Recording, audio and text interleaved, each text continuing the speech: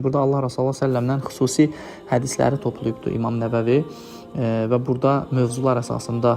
necə ki oxuyanda görəcək inşallah, hədisləri tərtib edib və o mövzuların içərisinə bir-bir girdikcə, onları oxuduqca burada açıq şəkildə bunların bizə hansı tərəflərdən bizə təsir eləyəcəyini əslində burada görə bilərik ki, Allah Taala'nın necə deyir ki, onlara zahid olmağı nəsib etmişdir. Həqiqətən burada biz bunu canlı yaşaya bilərik, zahid olmağı bu hədislərdən daimi oxumaqla. Və ona görə bəzi alimlər hətta Riyaz Salihinin Quran-ı Kərim necə müsəlmanlar üçün Allahın kitabı olaraq daimi oxunmalıdır və deyirlər ki, Riyaz Salihin də Allah Resulü s.ə.v-in hədisləri olaraq daimi şəkildə mütəmadi oxunub, əzbərlənib və yaxud da mütəmadi şəkildə xətm edilməlidir ki, daim insan Allah Resulü s.ə.v-in hədislərinə